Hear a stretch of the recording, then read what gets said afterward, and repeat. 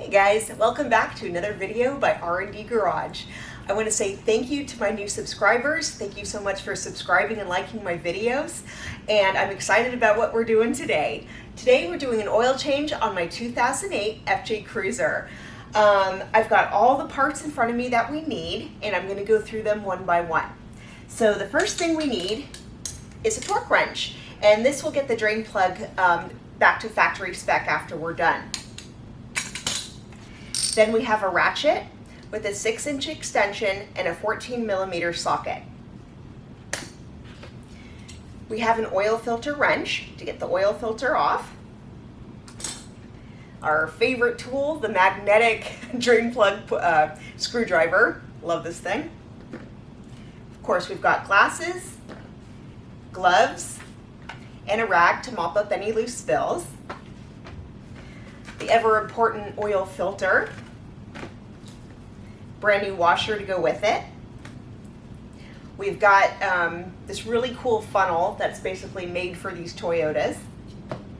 And we've got a drain pan, because where else is the oil gonna go? Also remember, you'll need a creeper or something soft to lay on when you're underneath getting off that plug. And of course, in my case, a step stool. So I think we are good to go. We'll be right back. So our first step is obviously to pop the hood. Now we're going to take off the oil filler cap. This is a good idea because it'll break the vacuum and it'll make the oil drain faster.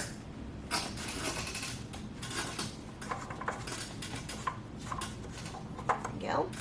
And I'm going to go ahead and set it aside. You don't want to set it down inside the engine bay or, set it anywhere you're going to forget. So that's what I'm going to do. My skid plate is actually going to be in the way of you guys actually seeing where the drain plug is. So we're going to go ahead and show it to you where it is right now. So if you come a little bit closer, it is the silver drain plug right above there. Okay, now we're going to get the camera in a different position, and when we come back, we'll start draining the oil. Now we're going to break the drain bolt loose. And you just want to do it slightly.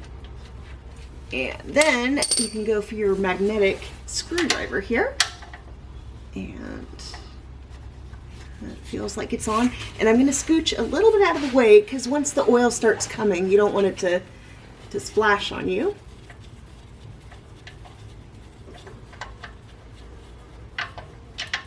Yep, and there we go.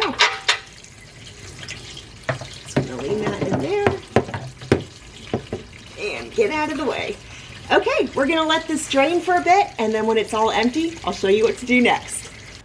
Well, the drain plug came out without a hitch, but the washer was unfortunately stuck to the oil pan, so I had to pry it off with a flat blade screwdriver, so that is something to watch out for. Now that we've got everything out and the oil has been drained, I'm going to go ahead and pull off the old washer, set it aside so I don't use it again, and wipe off the plug with the rag of all the oil residue. Okay, that looks good.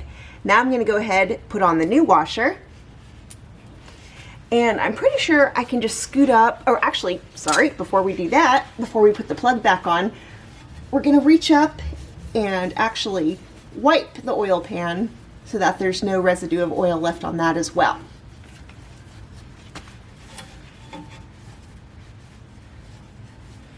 Okay, with that taken care of, now we can put the drain plug back in.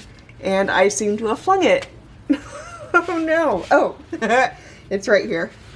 Always bloopers. Okay. So I'm going to go ahead and put the washer back on. And now we are going to put the drain plug back in. Totally keeping this in the video. Okay.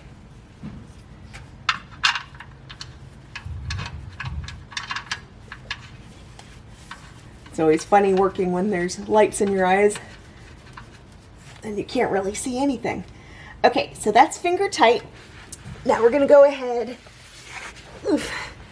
and stick the ratchet onto the torque wrench and torque it to spec.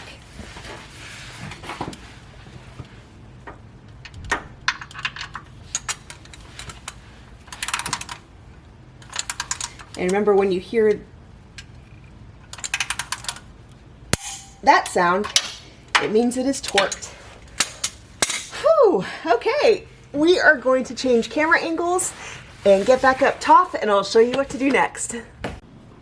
Okay guys, now I don't know if you can see this, but learning from experience, there is a drain hole in the filter housing down here. And so what I do is just stick in an empty water bottle to carry away all the leftover oil that spills out. You can run a hose, but it just seems like a lot of work, so you can use a water bottle too. Now what I'm gonna do is take off the filter. And remember, this guy is upside down, so it's a little awkward to get off, but this is where the tool comes in. There we go. Now it's starting to turn, so I think it's about finger tight now. Ah, yes, perfect. So I'm going to get my rag ready. And there it is. And I'm not turning it too fast because we don't want it to overspill. And you don't want to fling oil everywhere anyway, because it's still warm. Okay. There we go. And so I can let that drain a little bit more. You can see. Okay, we're gonna let this drain a little bit more, then I'm gonna wipe it, carry it off, and I'll show you what comes next. Here's a close-up of that drain that I was talking about and the water bottle beneath it. So you can see it's actually a pretty good hack. Now that the filter is out, I'm gonna go ahead and wipe up the residual oil. Don't worry about going down into the valley with all that sludge right there. Just kind of concentrate on the edge and then on the inside of this.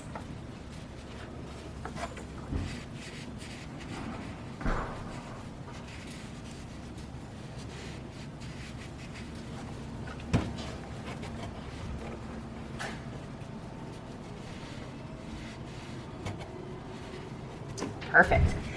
Okay, and before we actually took the other filter off, I already made a check and figured out this was the correct filter that is going back on. Now, Toyota filters, at least this one, is pretty great because it came pre-lubed around the edge. And once I get the plastic off, I'm just going to spread it around a little bit more. Normally with other filters that don't come pre-lubed, you're going to want to do that and also fill it with oil if the filter goes up. Since this one is going in and upside down, do not fill it with oil. You can guess what would happen next. There we go. So now I'm going to go ahead and just kind of push my finger around there, make sure all the lube is even. Okay, so now we're going to put the oil filter on. So when putting it on, you want to turn it until you feel the first moment of connection. And it's going to feel really, really soft. And I'll show you when we get there. So right there. That is the moment of connection. Now we're going to turn it another 3/4, and you can almost go off the design on the side there. So we'll... My gloves are a little slippery, but we can get this.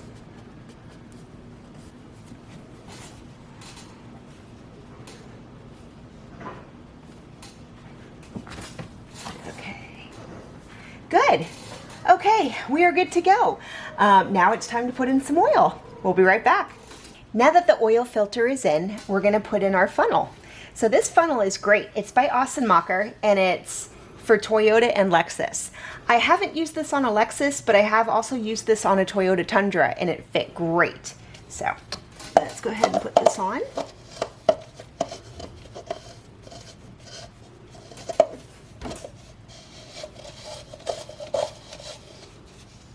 Okay. So this truck takes about 5.5 quarts of oil of 5 weight 30, and I'm actually going to be using high mileage oil on this because my truck's getting up there. It's got almost 130,000 on it. So what we're going to do is fill it up completely with this bottle and then just a little bit of another quart.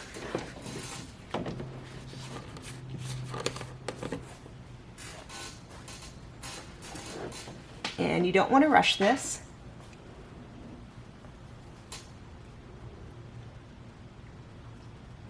And as always, remember to wear your safety glasses.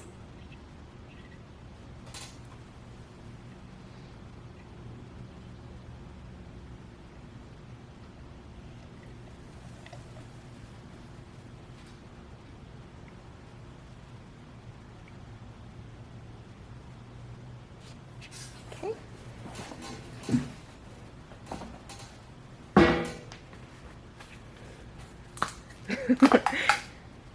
There we go.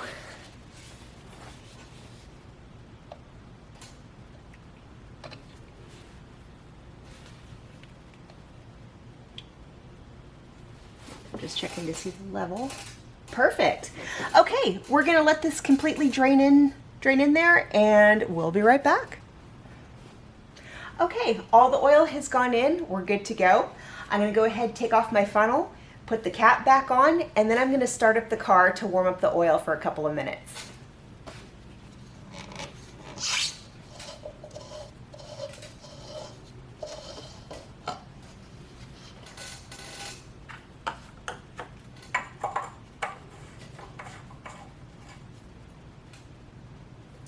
Okay, after I start up the car, we'll be right back.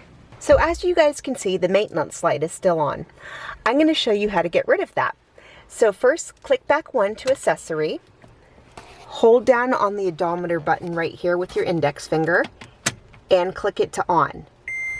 You'll see a set of dashes. 2, 1, there we go. Now we're going to go ahead and check the oil level. So the first time we pull it out, we're going to wipe it off and stick it back in.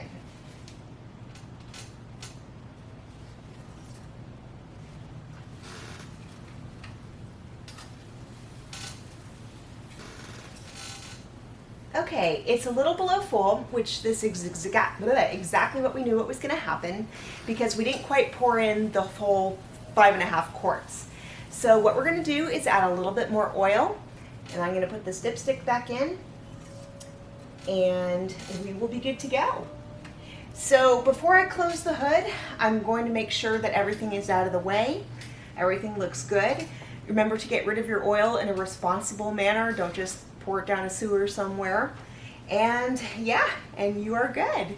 So thank you so much for liking and subscribing R&D Garage videos. Thank you for watching, and I'll see you next time.